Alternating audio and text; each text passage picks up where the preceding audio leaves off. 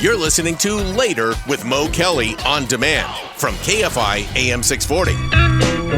KFI, it's Later with Mo Kelly. We're live everywhere in the iHeartRadio app, and we are live on YouTube. I'm going to go beyond the box score with just me tonight. There are a couple of stories that I saw which really, really racked my brain as far as how is this possible? Why is this happening? And have you heard of the Phillies Karen? That's what she's dubbed on social media. There's this viral video going around talking about a woman who's been called Phillies Karen, as in the Philadelphia Phillies baseball team Karen, who was seen confronting a father and his young son over a home run ball. We're playing the video right now on YouTube. And it happened at Friday's Phillies versus Miami Marlins game. Here's what happened. It was a home run hit into the stands. It landed in the row in front of this woman. She didn't put her hand on it. It was just in an empty row in front of her in the pavilion. If you've ever been in a baseball game where there's a foul ball, people are rushing after the ball. So you had a father who was on it, saw the trajectory of the ball. It landed in the stands. And so he ran and scooped up the ball because he was quicker than the woman who wasn't on her game. The father took the ball, walked back to his seat, handed it to his son. Then this woman walked from one end of the row down to the other and demanded the baseball back as if she was the one who actually caught it. No, she did not catch it. No, she did not have any right to it. But yes, she demanded it. Now, the father, all credit to him. I think he just wanted to de-escalate and get this woman out of his family's face. I understand that. I don't know if I would have responded the same way, but I understand what he did. So he just gave up the ball. As it turned out, there's a happy ending. The Philadelphia Phillies, the team, saw what happened, and they gave the child all sorts of cool things, autograph this, autograph that, the ability to meet the players, all that kind of thing. So the child is going to be fine. But there is something to be discussed about this woman who took it upon herself to demand a baseball when she had no legitimate right to it, had no right to it at all. And if anyone's ever been to a baseball game, I've been to a baseball game. I know Mark has been to a baseball game. Sam has been to a baseball game. We kind of know when a ball goes into the stands, it's anybody's. Whoever gets it, gets it. You don't have any you don't have any right to a ball just because it landed near you. There's no calling dibs. No. And I understand where you may think that it should be yours because it landed near you, but there is no such unwritten rule. There's no such reasonable expectation that that ball is yours. And I know that they are valuable for sentimental reasons. I would love to get a foul ball. I never have.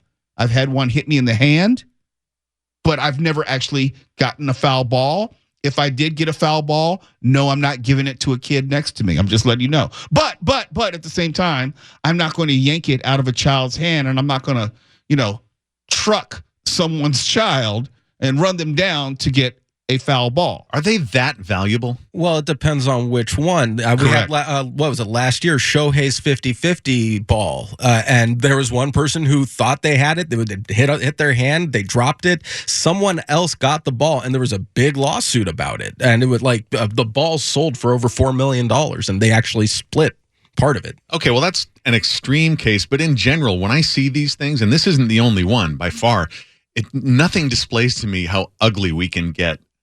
Worse than these people, like this woman in particular. Karen Ball Snatcher, by the way. That's my favorite nickname of her. Yeah. I heard that she lost her job. I haven't confirmed that, but I read that this morning. We're still looking into that because there have been some conflicting reports about whether they've identified the correct Phillies Karen, as she's been dubbed. Mm-hmm.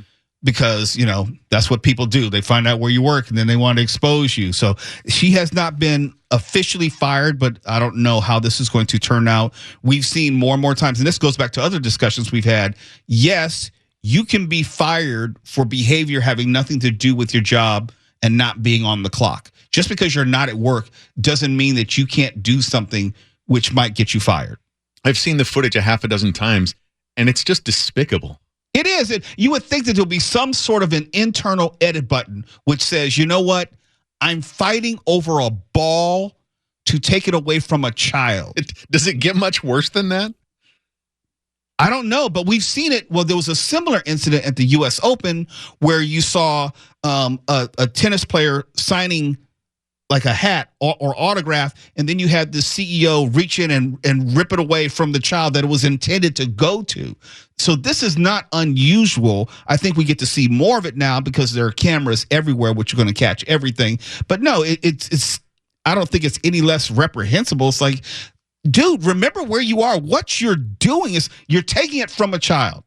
Well, that Polish hat snatcher, he doubled down. He dug in his heels, and he issued some sort of a horrendous statement afterward that amounted to something along the lines of, well, this is the law of the jungle. Go screw yourself. And Karen was giving the finger to the crowd afterwards after that. There were actually 2 incidents after the ball snatching incident where she got into it with fans, because fans were probably, and rightfully so, and we're also talking about Philadelphia. So Philadelphia fans are a different breed. And, and they were given to her as well as, they could. And, she was asking for it, basically. If you walk from one side of the row to the other side to demand a baseball, which does not have your name on it, which was not meant for you, which you never even touched, there is something wrong with you. Now, I was saying I understood what the father did, and I can not fault him for trying to de-escalate. But if you put me in that situation, I can only imagine, because when I go to the park, I usually have beer. That's the only time I have beer. I see where you're going with this. So I know I'm at least 2 beers in. Yeah. And if you come from the other end of the row to demand a foul ball that I rightfully, lawfully procured, yes, and you want to demand it, and I'm going to give it to, let's say, my nephew, someone much younger than me, there's no way in holy hell that I'm going to give it to you. So you're saying there's a slight chance the person may wind up wearing your beer? I wouldn't say that, but if she were to bump into me and I should spill on her, that's what happens. Well, now you bring it up, those beers are kind of expensive. I go with spit. And they're sloppy. I would never spit on someone. That's just vile. Well, that is assault, isn't it? Yeah, that is. I would never do that. No, you wouldn't want to assault somebody. But there would be an elongated discussion, probably at high-pitched, raised voices about what's going to happen to the ball. And there's probably at some point I'm going to tell her to GFY. Probably. Definitely. I can get behind that. Yeah, unless an athlete is like looking you in the eye and saying, here, this is for you, and throwing it to you. Right. And I've seen people intercept those, and unless that's happening, that ball is fair game. If you didn't catch it, someone else is going to get their hands on it, and that's life. But I mean, you might wonder sometimes why I keep saying we're so starved for basic human decency. This was not that. I don't think we'll ever get back to that point. I think the pandemic broke us as a society. We lost a lot of social skills, which I don't believe are ever coming back, because we're not going to teach them to this grown generation. So we're going to have to just purge everyone and start over. Maybe by 2042, we'll get some social. I don't know. There's a coarseness which has permeated everything in this society, unfortunately. And I don't know how we work our way back from that. This is why Tuwala and I swap cat photos all the time. You do? Yeah. Wow. I didn't know that. We need a respite from I'm in on that too. Yeah. They got me in on it. I need the cat videos, man. Yeah, the 3 of us need a respite from all this meanness. Oh, I do too. It's just, don't send me the cat videos. I'm not a cat dude. So, No. I'm trying to sneak a dog video in there once in a while. That's fine. Yeah, dog videos, send those to me all the time. No cats. Please. It's Later with Mo Kelly. We have more sports and society when we come back. You're listening to Later with Mo Kelly on demand from KFI AM 640.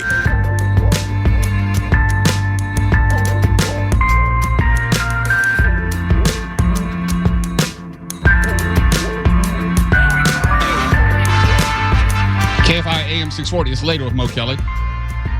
Live everywhere in the iHeartRadio app and also YouTube. As we continue to talk about sports and society, Jackie Ray has the week off. Did you see the story about the Buffalo Bills fan who shoved player Lamar Jackson and DeAndre Hopkins in that viral video? And I would have to think, if you're going to a football game, the last thing you would want to do is put your hands on a player who's in peak physical condition probably can bench press you and everyone in your family at the same time, and whose profession is built upon violence, you would think that those are the last people that you would want to put your hands on and interact with as a fan. But you see the video, and he slaps one of the players on the top of his helmet. And then another one comes by, and he pushes him, and then Lamar Jackson pushes back.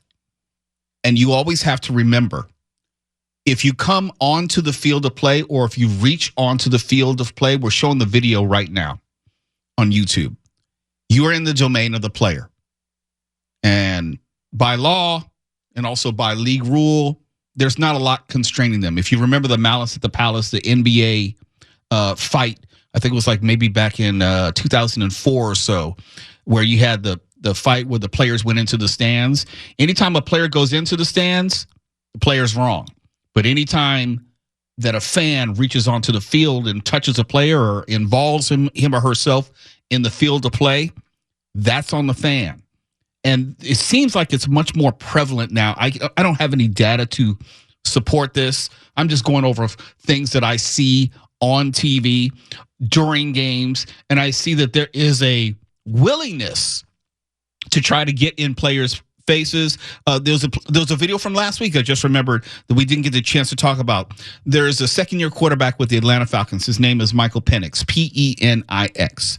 And he was walking to the tunnel, and there is a younger fan not too far from him who calls him Michael Penis, to which Michael Penix took exception with and got in the face of the fan. He's not used to that? I'm quite sure he is, but if you want to play with that match with these grown-ass men who play the violent game, better have some fire insurance. That's all I'm saying. I understand it. You go to a game, you're going to have people yelling at you. You're going to have people insulting you and say, hey, you're a bum. I get all that. But we're going back to what we were talking about last segment. We're at a point where people don't know and recognize and respect certain boundaries where you need to be very clear that it may not be illegal to do, but it is illogical and unwise to do. Not sure whose side to take here. People did not make fun of Dick Butkus to his face. You're not wrong. You're not wrong, because Dick Butkus would probably have gone in the stands after people. Mocking the name Dick Butkus would be redundant, though. What's left to say besides Dick Butkus? I'm sure it was done, if only because his name was Dick Butkus. I'm sorry, what was it? As opposed to Kiss. Dick Butkus. Huh, okay. Okay, I'm sure it was done, but it wasn't done to him. Or if it was done at such a distance that Dick could not get to him. I'm not touching that. Okay. There's that. And there's also the story. We also talk about Caitlin Clark and her impact on women's professional basketball, the WNBA, and how it has grown. The league has grown since she's come in the league. Well, news came down not too long ago that she is out for the rest of the season due to a groin injury, which is not common with women. It's not. It happens, just not all that often. And this is something which is going to be a test for the WNBA. Is the league popularity completely predicated on the existence and performance of Caitlin Clark, or has the league grown to a point where it's not dependent upon her? It's inclusive of her, but not dependent upon her. I, as a WNBA fan for many, many years, seems to think it might be beyond just the one person of Caitlin Clark. She has brought the most light to the league, and people have found the league and discovered the league and found other players to root for, but she's not the only player that people are rooting for at this point, which I think is good. I think Mark can name two people from the league. No, I'm trying to think of the open season that's going to take place with people like Candace Owens on a WNBA groin injury, and I'm just dreading it.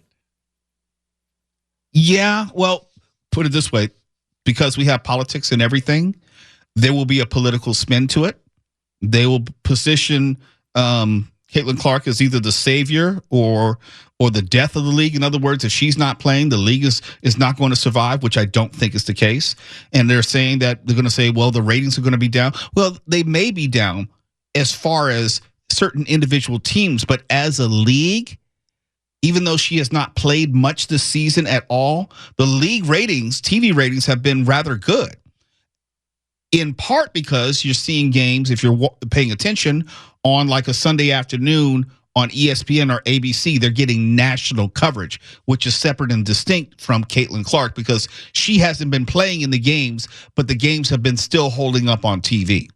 The ratings have really improved. I remember when NBA or WNBA first started to be televised, I think I looked up the ratings and they were lower than an Ernest movie rerun, but now they're competitive with everything. Absolutely. They, hopefully that success will continue and the league will grow, but it's unfortunate that Caitlin Clark is injured. It is fortunate, if only because you get the league to have to stand on its own without Caitlin Clark. And so far it is, because she hasn't played for much of the season at all. It's not like they keep expecting her to come back and then they're hoping against hope. No, she has been out for most of the season and is not going to come back. So we'll really get to see how strong the league is beyond the one player. It's later with Mo Kelly. When we come back, I work in a job which requires a lot of sitting, a lot. And it's something that I'm really conscious of. And if you watch the YouTube simulcast, you'll know that there are times that I'll get up and walk around and I'll do steps in the studio. And during the break, I'm running around the studio, if only because I know that sitting for long periods of time is not good for your health. But what if I told you that sitting all day can cause dead ass syndrome? What? Well, they call it dead butt, but it sounds better to say dead ass. Well, to that, I say to you, Dick Butkus. We'll tell you about it next. You're listening to Later with Mo Kelly on demand from KFI AM 640. Later with Mo Kelly on KFI AM 640. Live everywhere in the iHeartRadio app and on YouTube. And if you happen to be tuned into our video simulcast on YouTube, you'll probably see me standing up right now. It's something I commonly do while working in radio, because you can sit hours and hours on end. And we know that from various medical reports that sitting is like the new trigger of heart disease. If you sit too long, you have a better chance of dying of a heart attack. So there are times where, and it's a kind of a running joke here at KFI, they're talking about Mo's always doing steps. I'm marching in place. I'm walking around the office. I'm always trying to keep my blood moving and also getting some exercise in while I'm at the office, because I don't want to live that sedentary lifestyle, which is common in this business. But then I saw this story in the New York Times today, and it kind of, maybe it's confirmation bias, but it's more of what I thought, but it also puts more science behind not sitting as a better way of going through your day. And it's called dead butt syndrome. If you should sit all day, I like to call it dead ass because it sounds better. Dead ass sounds better than dead butt. But it's called gluteal amnesia, to be specific. And it happens when the muscles in your behind become so weak from inactivity, they seem to forget how to function, or they'll fail or become slow to activate. And they make the distinction as different from a leg or arm falling asleep, because you will not feel any pins and needles. And this is Jane Canitas, a specialist in physical medicine and rehabilitation at the Mayo Clinic in Rochester, Minnesota, says, quote, "The name, as in dead butt, sounds silly, but the side effects are serious. Sluggish glutes can result in other muscles and joints, especially in the lower back and knees, picking up the slack. The pain can especially impact runners and rotational athletes like golfers and tennis players. If you spend hours sitting, it's important to learn to recognize when your glutes have shut off and how to get them working again." Mark, this is for you. Yes? If you regularly sit for more than 2 to 3 hours at a stretch, you've probably experienced some degree of gluteal amnesia. So I need a massage, an ass massage. Yeah, someone needs to rub your ass. Okay. Yes. Okay. Well, Daniel's right here. Here we go. The simplest test We should all do this together. Stand on one leg, letting the other dangle. Your glute on the dangling side will feel soft. Everyone rub their ass real quick. It's soft. I'm not doing this. Now put weight on that leg You just want to watch me rub my butt, don't you? With the right music. and squeeze the cheek hard. Yeah. You should feel a subtle firming of the muscle. Are you feeling a subtle firming? Yes, but it's getting stiffer. Whoa. This isn't subtle. If your glute is weak, you may need to squeeze a few times before you feel it fire. Be generous with the squeezes, Sam. For another test, try a glute bridge in which you lie on your back and lift your hips into the air. Actually, that's a stretch I do every single day. When your hips are off the ground, consciously engage your cheeks. Do 5 to 10 reps. So look in the mirror, squeeze, release. I don't like Squeeze, another man telling me release. to engage my cheeks. It Squeeze. makes Are me- you telling us release. to do kegels? Is that what's going on I here? guess so. This is very awkward. Squeeze the booty, release the booty. Squeeze the booty, release the booty. See, I have concerns whenever my legs and butt fall asleep when I'm on the toilet. And that usually happens after like 15 minutes. And they recommend not to spend that much time on the toilet. I have a news item about that right now. Let me know if you'd like it. Yes, I'd like it now. A new study suggests using a cell phone in the bathroom increases the risk of developing, we'll just call them the roids. Researchers found about 37% of smartphone users spend over 5 minutes on the toilet compared with 7% of non-smartphone users and regular smartphone. Whoa. You're saying it's unusual to spend more than 5 minutes on the can? If you use a smartphone, you're much more likely to spend more time there. Regular smartphone. Who doesn't spend more than 5 minutes on the can? Well, that's our alone time if you're men. With or without a phone? I can't listen. I'm just giving you the data, the scientific data here. Why are pro-science. Are you objecting to science? Regular smartphone use on the toilet was associated with a 46% greater risk of having the roids. Not to be confused with dead ass. Well, they're related. They're cousins.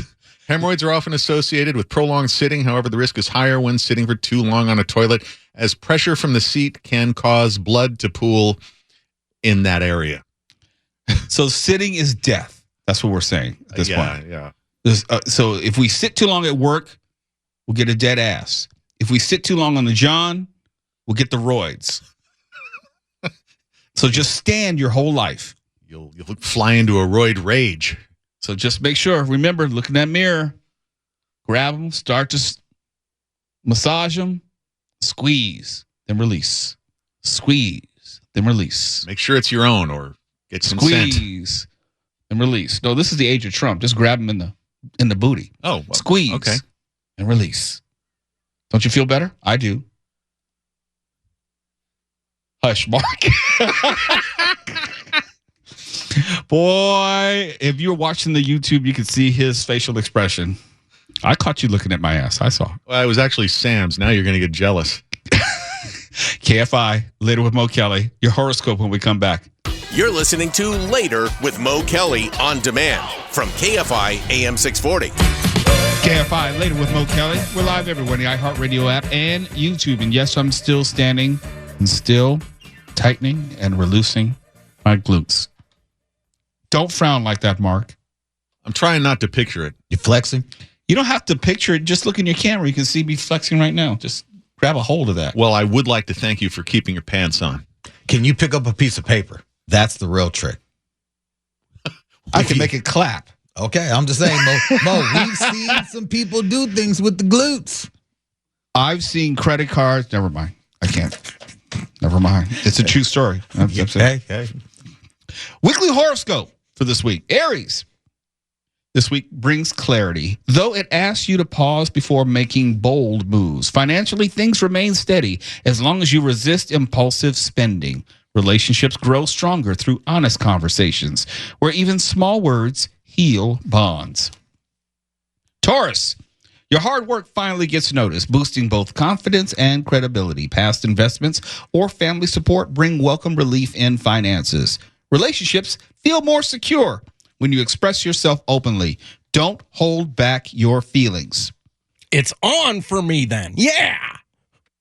You're a Taurus? Yep. Okay. I can't remember everybody's sign. I remember Mark is a Gemini. That much I can remember. Mark, your ability to juggle multiple tasks shines, but time management is the secret to avoiding overwhelm. Finances remain stable, though it is wise to steer clear of risky commitments. In romance, sparks fly with playful communication and shared excitement. That is all wonderfully vague, and I'm sure it applies somehow to something. Mark, Oh, in you're some way so or other. romantic. Mark, Just take care of business. let me translate. Yeah? You must squeeze your glutes. Okay, here we go. Get aboard the cruise Yeah. with your girl Uh-huh. and enjoy. Yeah, she won't go either. Damn it. Why you got to speak for her? That is so She ain't here. chauvinistic of you. I'll get her on the phone right now, and she'll tell you all to go to hell. She's not going on a cruise with Captain Norovirus, okay? What are you even talking about? What? Okay, all right, never mind. Okay. Yeah, those things aren't just floating Petri dishes. You're right. How are you going to go through life? You can't be going through life afraid of I would everything. like to go through life as virus-free as possible, if But that's that's okay not with going you. to happen. No? No. Mark, we didn't say get on Carnival. So no, it's cruise line specific. Okay. Oh, there are differences. Yeah. I see. Yeah, All it right. can be. Well, let's just bring all this back to the glutes, the cheeks. Okay. Go ahead. No, What's it? I got nothing. Go Okay. ahead. You're getting dead ass. You've been sitting too long. When was the last time you got up, Mark? I don't have to answer that. Just move Cancer. on. Leadership qualities surface, especially when pressure mounts and others notice your calm strength. You said mounts. All right, Beavis. Pending financial matters finally begin to move forward. Emotional closeness deepens your love life, allowing a bond that feels both comforting and true. Why does this all sound like butt squeezing? It does. It does. Leo, recognition is possible, but patience is tested as some rewards arrive later than expected. Financial stability depends on building savings instead of giving in to excess spending. In relationships, pride should not block affection. Humility invites love. Virgo, your sharp eye for detail and precision earns respect at work, bringing opportunities for advancement. Finances improve thanks to growth from earlier decisions. Expressing your feelings more openly enriches relationships. Libra, career momentum builds through initiative and networking. This is your time to reach out. Finances remain stable if you avoid impulse purchases. In love, relationships thrive when discussions are honest and balanced. Scorpio, this is you, Twala. Mm-hmm. Your determination powers you through demanding projects, drawing success your way. Financially, things stay steady, but avoid risky lending or borrowing. Relationships deepen when jealousy is kept in check. Remember, trust is your strongest ally. Yeah, I don't trust anyone, so that wouldn't work for me. Yeah. Mark, you don't seem like the trusting type either. Big turnoff, jealousy. No, I'm saying, are you the trusting type? I am not the trusting type, but I'm also not the jealous type. That is not good. No bueno. Yeah, I don't know if I'm the jealous type. I'm just more of an a-hole in the general sense. It's not like as far as my wife, I'm not jealous. I just don't like a-holes around her. And so I have ill will towards them. I don't want to be too specific because I'll tell too much of my business. Yeah, You know, it's not. I'm not worried about her. It's just the other a-holes who don't know how to act. Right. You know. Right. But you trust her. Yeah, I trust her. I'm just saying I know dudes are dudes and dudes don't have boundaries. But she does. That's all that matters. No. She does. But sometimes this might be something we need to take to the hallway. In fact, we'll take it. No, I'm not going in the hallway. No. I'm taking this to the hallway because there's certain things I need to say. Daniel, damn it, we're taking this to the hallway about trust and jealousy and responsibility. I mean, you shouldn't waste your time with people who are untrustworthy. No. You mistake who I do not trust. I'm not talking about my wife. I'm talking about other people. No, I get that. Okay. We'll take it to the hallway. There's about to be some cussing. So There's going to be some cussing. Just move on, There's going to Mark. be some MFers. You sit there and you clench your butt, good sir. All right. Oh, it's clenched. All right. Well, now release. You got to clench and release. You just can't clench. You don't want to put a piece of coal in there right now. No diamond is coming out. That's for damn sure. Just be crushed cold. Did I do mine yet? No. Okay. No. Sagittarius, positive career growth unfolds with travel bringing unexpected opportunities. It's summer. Everybody's traveling. It doesn't mean anything. No, I haven't traveled. Mark, have you traveled? What, just traveled? Yes. Anywhere? Anywhere. Probably, yeah. No, you haven't. You haven't gone anywhere. You've been right here in LA. Okay. Sam, have you traveled? What, the summer? Yeah, in general. Oh, not the summer. No, in general, Okay. I tried to, but yeah, no. This is perfect, Mo. Financial gains are possible with careful planning and foresight. Love feels adventurous and joyful, rekindling your natural optimism. I see that the love was definitely just blooming in all of your photos with La Mujer on the cruise. This was written just for you. I don't have natural optimism. I don't. I don't trust people. I don't like people. I don't even like Mark. I can barely stand anybody. That's what we call a reaction formation. You love me more than anyone. Capricorn, responsibilities feel heavy, but patience and discipline carry you through. Extra income or wise investments provide financial support. In love, stability grows when you balance work with personal life. Aquarius, innovation and creativity earn you recognition in professional circles. Finances are strong, though household costs may rise. Love life brightens, whether through new beginnings or deepening existing connections. And finally, Pisces, adaptability brings long-term opportunities, especially if you stay open to new directions. Finances feel secure thanks to savings and wise choices. Love life flows with emotional fulfillment, balanced by practical understanding. And that's your weekly horoscope for this week.